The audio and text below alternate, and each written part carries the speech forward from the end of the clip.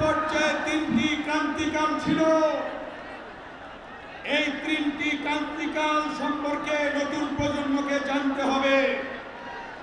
একটি ক্রান্তিকাল 1971 সালের 25 মার্চ যখন হানাদার বাহিনী আক্রমণ করেছিল, তারপরে তিনি চট্টগ্রামের লালদিঘির ময়দান, চট্টগ্রামের কালুরঘাট বেতার কেন্দ্র থেকে শহীদ রাষ্ট্রপতি জিয়াউর রহমান এদেশের স্বাধীনতা ঘোষণা দিয়েছিলেন। আর কেউ কিন্তু দেয় না। কি আপনারা জানেন? এটা জানেন? জানেন। স্বাধীনতা সংগ্রাম শুরু হলো, সশস্ত্র সংগ্রাম শুরু হলো, মুক্তিযুদ্ধ শুরু হলো, দেশ স্বাধীন হলো। আবার এক ক্রান্তিকালে যেমনি বলেছিলেন আমি মেজর জিয়া বলছি, ঠিক তেমনি ভাবে আবার সিপাহী জনতার স্বতঃস্ফূর্ত শান্তিপূর্ণ বিপ্লবের মধ্য দিয়ে জিয়াউর রহমানকে আবার বাংলাদেশের জনগণ ক্ষমতায় বসালো। এরপরে ইতিহাস জানেন, গণতান্ত্রিক সরকারকে দখল হটিয়ে যখন স্বৈরশাসকের সাথ ক্ষমতা দখল করে গণতন্ত্র হত্যা করে, তখন এই বাংলাদেশে প্রথম ঘর থেকে বেরিয়েছিলেন শহীদ রাষ্ট্রপতি জিয়াউর রহমান উত্তরসূরি দেশ নেত্রী বেগম খালেদা জিয়া। বেগম খালেদা জিয়ার দীর্ঘ 9 বছর আন্দোলন সংগ্রামের মধ্য দিয়ে আমরা পেলাম নতুন করে গণতন্ত্র। সেই গণতন্ত্র পাওয়ার পিছনে আপনারা দেখেছেন এই সর্বদলীয় ছাত্রকে যখন গঠন হয় 90-এ, এই জায়গায় প্রথম আমাদের উপর আক্রমণ করে এবং এর পরবর্তী সমাবেশ ছিল প্রেস ক্লাবে।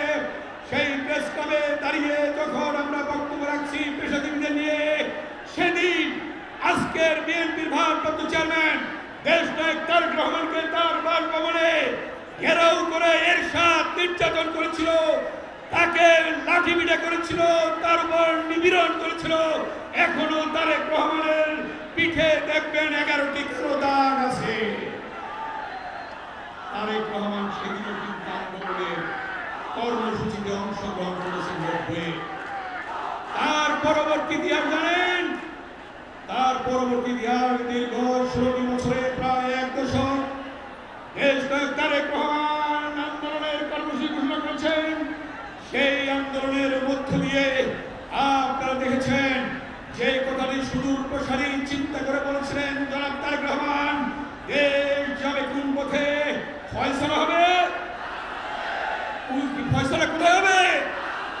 কে বলেছিলেন? তারেক রহমান। সেই ফয়সালা কিন্তু রাজপথে হয়েছে।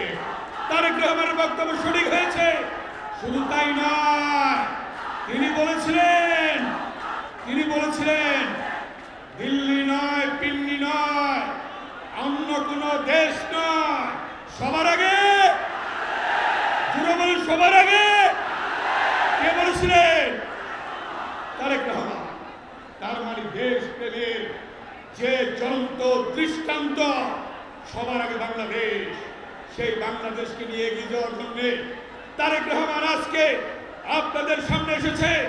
আমরা চাই দ্রুত সম্ভব তারেক রহমান বাংলাদেশে আসবেন। 2 হাত তুলে দেখান, 2 হাত তুলে দেখান এবং করতালিতে বলেন বাংলাদেশের প্রাণ তারেক রহমান, বাংলাদেশের প্রাণ তারেক রহমান।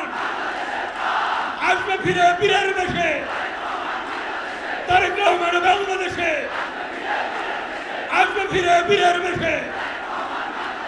ইনশাআল্লাহ তারেক রহমানের নেতৃত্বে এই বাংলাদেশে আমার গণতন্ত্র প্রতিষ্ঠা হবে। সকলকে ধন্যবাদ। আল্লাহ হাফেজ। বাংলাদেশ জিন্দাবাদ, খালেদা জিয়া জিন্দাবাদ, শহীদ কবর হোক, দেশনায়ক তারেক রহমান জিন্দাবাদ।